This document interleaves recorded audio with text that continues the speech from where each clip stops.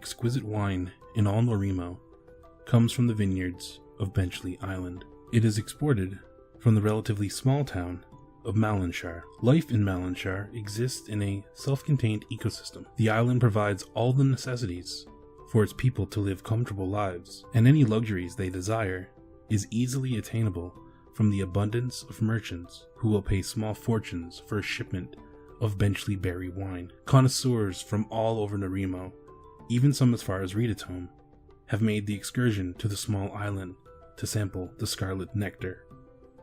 The coastal communities of Nori-Mo's eastern edge have amassed a small fortune by trading with Malinshire and selling their wine for top dollar, and there is no lack of patrons willing to pay such a steep price for even a taste of the brew.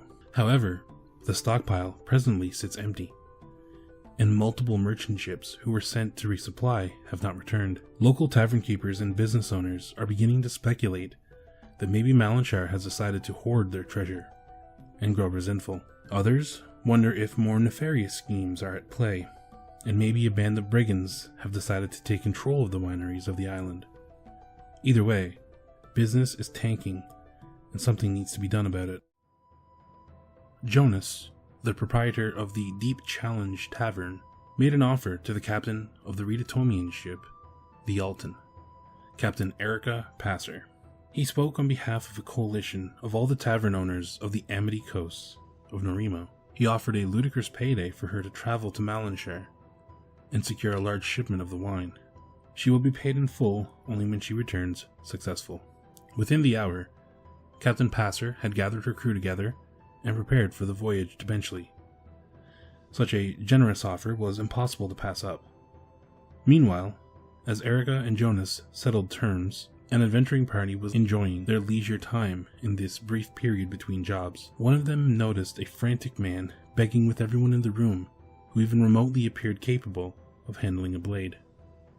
His name was Dion Jorhal, a Noriman who was originally from Benchley. Every couple of weeks his father would send him correspondence. He had not missed a letter in the 10 years Dion has been living abroad, but there hasn't been anything for 3 months now. Something is wrong.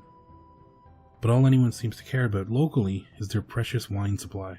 He's not wealthy enough to commission a ship himself, but he does make a promise that if the party would be willing to travel to Malinshire, even just to touch base and make sure everything is okay, he would give them whatever they request. Whether it is the drive for adventure and glory, the monetary promise, or simply just fatigue of drinking such bland ale at the tavern, and curious of this Benchley berry wine, each member of the party agreed to at least look into the situation with Dion's family. Captain Passer was more than happy to accept a few new hands to tag along on the journey to Malinshire. The Rompalshire is not friendly waters to travel. It's home to all manner of beasts, long and grey, with hundreds of serrated teeth that cut through bone like it were wet parchment. There are stories of sailors seeing upwards to 12 large dorsal fins breaking the water's surface as their ships pass through the area, and even a legend that one of these fins stood more than 8 feet out of the water. Of course, that would be impossible. That would make the monster below more than 80 feet long. Must be exaggerated, right?